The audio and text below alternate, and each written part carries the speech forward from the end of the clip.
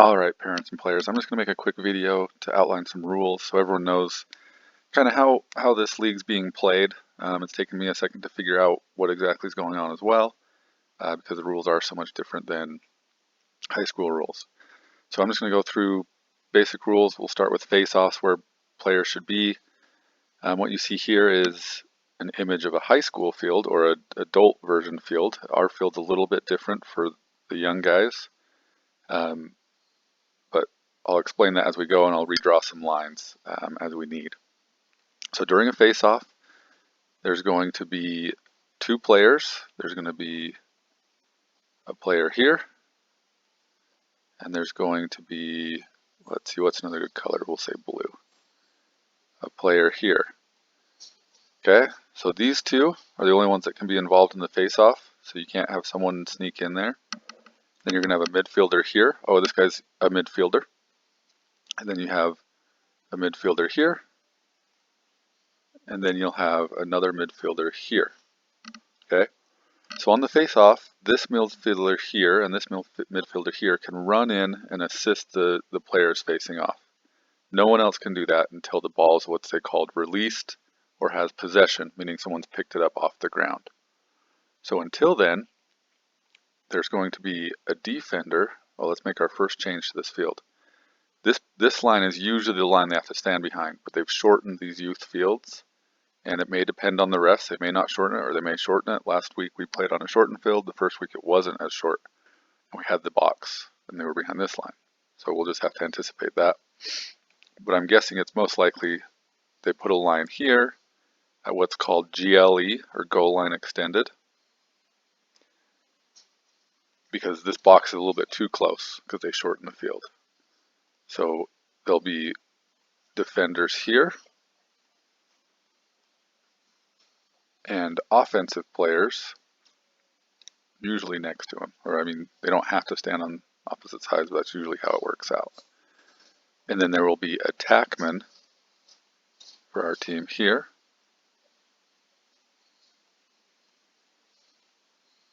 And standing next to him will be some defensive men. Okay, so this is how they set up for a face-off. Like I said before, these midfielders can come in and assist. These groups of players, they have to wait until, so this is, we'll just make this blue's goal. I got a little confused there. This is red's goal. Okay.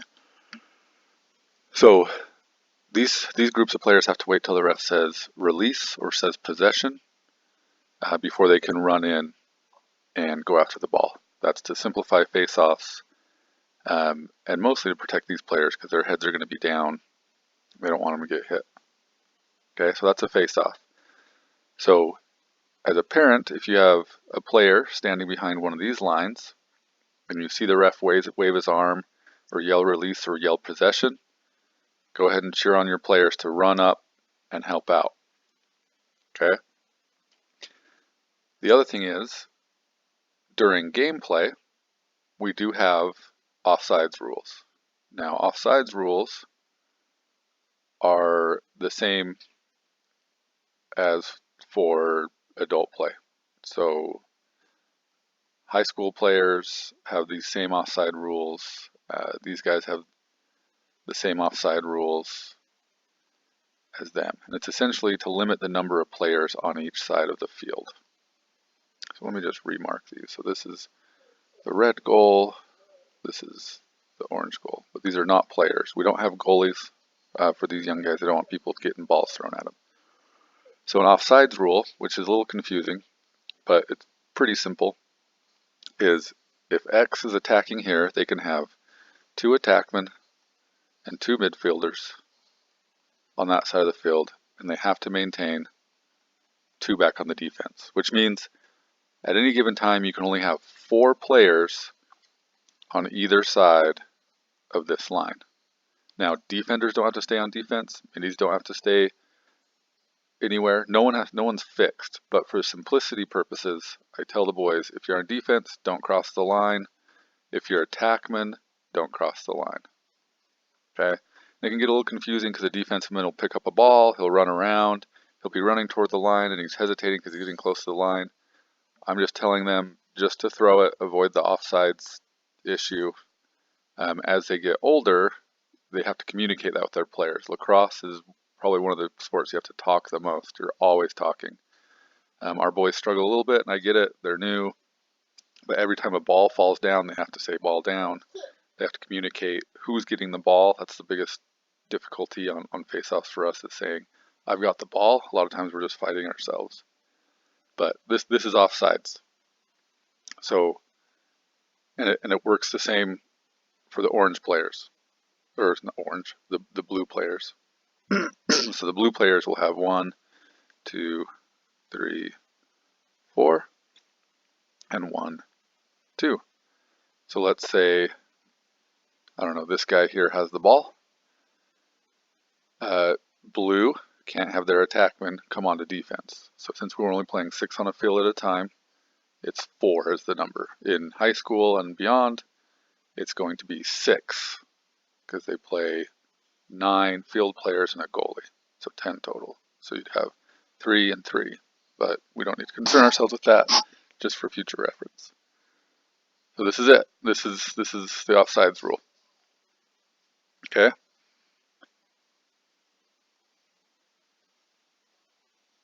And now another thing I'm trying to work on with the boys is on offense, they're not really sure what to do. So one of the simplest things, if they're not sure what to do, let's say we have a player here, we have a player here, our attackmen are here, attackmen are here. Let's say this player has the ball. Now I'm not going to draw the defense, we'll just assume the defense is in there. What they should do is they should look for a pass.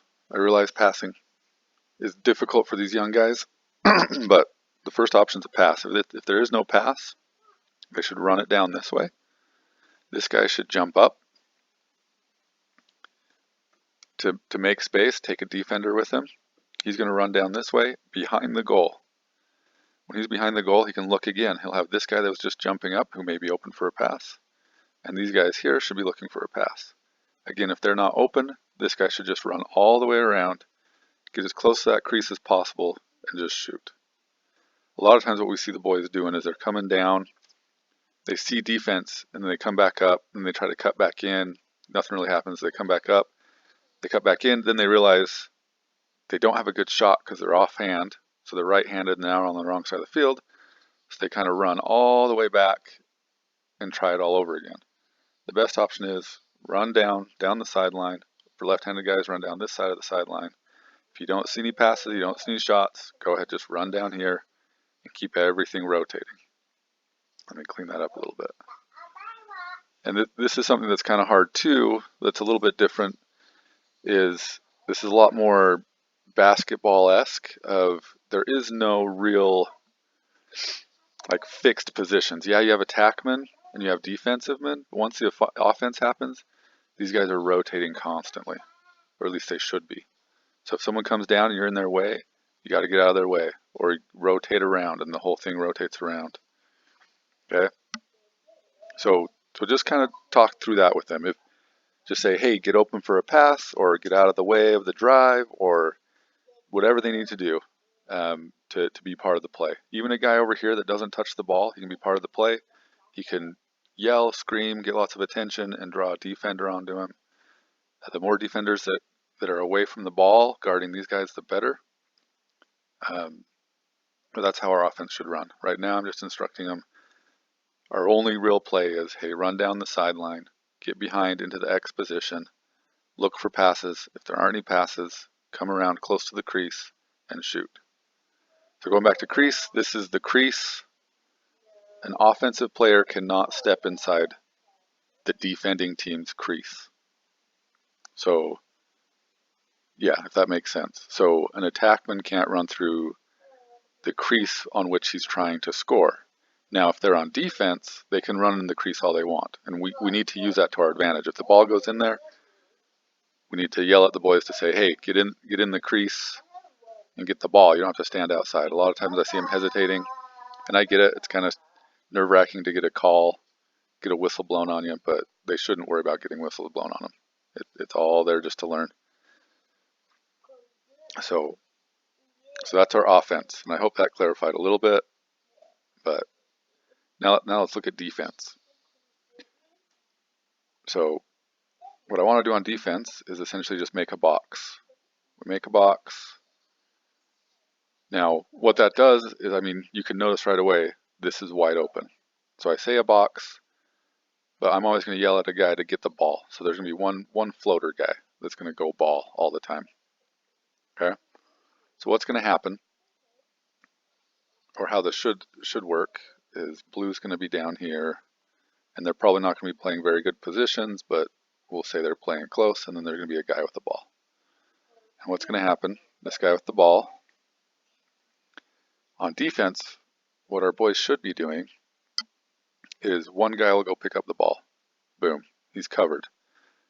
But someone should be looking for him to be beat. Lacrosse's defense is so hard in lacrosse. You just get beat constantly. That's a big reason why you can't really play man defense, because one-on-one is very difficult in lacrosse. It's really difficult to overpower someone one-on-one, especially for young guys, because they don't have weight to throw around. And I'm not having them play with long poles. There's the option to do that, but I'm not having them play with long poles. Long poles introduce a lot more issues as far as learning stick skills. So they're all shorties. So play them one-on-one the best they can. A lot of times what's happening is our boys are chasing the ball, and they end up going behind them to try to get their stick. Somehow we need to get that habit to not happen anymore. They can't go run behind a player to get their stick, because then they just run and score a goal. So what we need to do is teach them to play like basketball, because in this we can't knock them down, we can't hit them to get the ball out. But what we can do is we can play close proximity, which means you can have your stick on them and you can kind of push and shove with your shoulder and your hands, as long as you're right next to them already touching them. So they run up, can get really close to them, but they can put their hands out with their stick and just hold them at bay with their stick. They can't knock them down or push them away, but they can hold them, essentially. I mean, not hold them by impeding their motion, but keep their distance and kind of keep them off balance by doing that. I don't want to see them chasing the stick. That's a really bad habit, and everyone does it, and you'll see it in the pros. The pros will do it. They're much better at getting that stick check than even high school players are. So just always play body, play in front of them, and make sure they don't get past them. Now, if they do get past them, one of these guys is going to have to pick them up. And hopefully it's just one. Maybe we have a second one, because there's a little communication there. But once they move, the guy that's beat's got to look around. He's like, oh, that guy moved from this player. I got to go here. And this guy thinks, oh, I'm going to go to the middle and try to cover two while these guys are sliding. Again, it's complicated. They're probably not going to get it right away. So for the most part, one person's going to play ball. The other three need to look for the other options and cover them. And it gets a little crazy with ground balls. So let's go through what I hope we can do with ground balls on defense. So let's say this guy drops the ball. The nearest player should run and go challenge that ball. I only want like one other guy to help him out, because what's going to happen, all these guys are going to run in, and that's just really sloppy ground ball. Just have one or two guys that are close run in. So one will run in. If he's closest, he's going to yell ball, and he'll be the one that tries to get the ball. This guy's job is to block out this guy, make a wall here, block out guys with his body, so this guy has an easier job picking up the ball. Again, it's difficult for the little guys to get that, I understand, and we'll just keep working on that with them. Another thing they should know, if a ground ball happens back here, I only want one guy, just the closest guy, to go back there and try to mess around with that ground ball. Because if everyone runs back there and all of our X's are back here, there's going to be nobody up here guarding, protecting. Once they pick that up, so they're just going to come around close to the crease and score. So I'll try to communicate the best I can. I went over it with him at practice a little bit. I just want one guy going back there, maybe two if he happens to be really close. Okay? So another rule that I don't think even the boys know about just yet is what happens on a shot. So let's put our defenders back in here. So let's put some players in here that are just randomly placed. Okay, so let's say this guy here has the ball. He takes it, he shoots, and it misses. Possession goes to, on a shot, goes to whoever's closest when it goes out of bounds. That's for a shot. A pass is different. If they pass it and miss, it's our ball. But on a shot, it's just a foot race. So if this guy here is faster and beats us to the sideline, blue's going to get the ball. So on defense, the boys need to think, okay, they're shooting. After the shot, they just run, stick their stick out, and try to get closest to the ball. Closest to the ball gets it. So just keep that in mind, kind of communicate that. I realize this is a super long video. That's all I'm going to cover for now.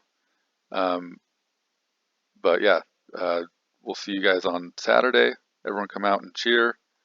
But the boys are doing awesome, and they're learning more every time we have a game, and they're going to do great. We're gonna win one of these.